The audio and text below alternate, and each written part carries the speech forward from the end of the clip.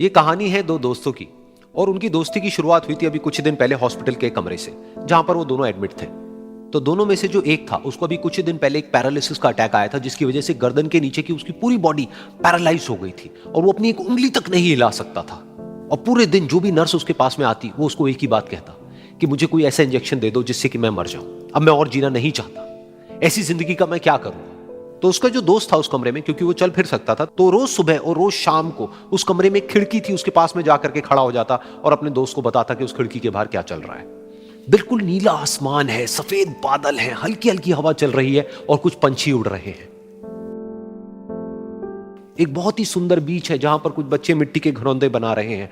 कुछ लोग हैं जो वहां पर बैठे हुए बस समुद्र की लहरों को देख रहे हैं। कुछ लोग जॉगिंग कर रहे हैं, कोई एक्सरसाइज कर रहा है, कोई पतंग उड़ा रहा है।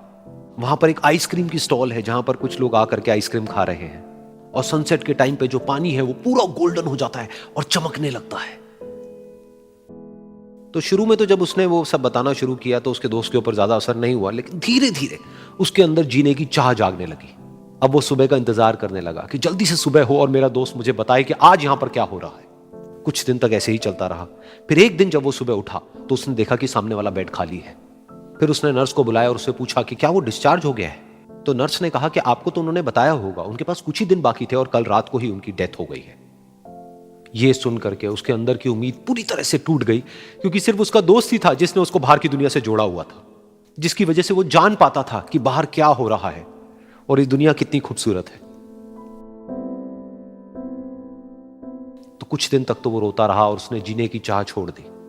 लेकिन दूसरी ही तरफ से उसके अंदर कहीं ना कहीं एक नई चाह पैदा हुई कि काश मरने से पहले एक बार मैं खुद अपनी आंखों से देखूं इस खिड़की के बाहर कि दुनिया कैसी है।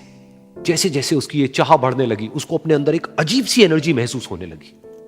और फिर एक दिन उसने अपनी पूरी ताकत लगा दी और किसी तरीके से वो बेड से नीचे गिरा और पकड़ पकड़ करके किसी तरह से उस खिड़की तक पहुंचा। फिर उस खिड़की को पकड़ करके वो खड़ा हुआ और खिड़की के बाहर देख लिया। लेकिन खिड़की के बाहर देखते ही वो गुस्से से भर गया। उसने जोर से नर्स को आवाज लगाई और जैसे ही नर्स आई उसने नर्स से पूछा, ये तुमने क्या किया, ये खिड़की के बाहर काली दीवार क्यों खड़ी कर दी। तो नर्स को समझ नहीं आया वो क्या बोल रहा है और वो बोली कि मुझे 5 साल हो गए हैं यहां पर, जब से मैं आई हूं तब से तो ये काली दीवार यहां पर है।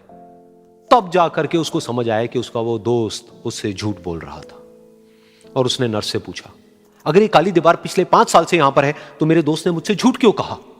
तो नर्स थोड़ा सा मुस्कुराई और बोली कि मैं ये तो नहीं जानती कि उन्होंने आपसे झूठ क्यों कहा, लेकिन मैं इतना जरूर जानती हूं कि जो भी कुछ उन्होंने आपसे कहा उसी वजह से आप अभी अपने पैरों पर खड़े हैं।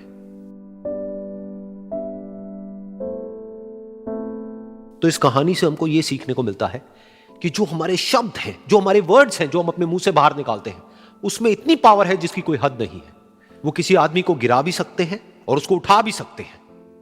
तो अब आपके ऊपर है कि आप अपनी इस पावर को यूज करते हो या मिस यूज करते हो।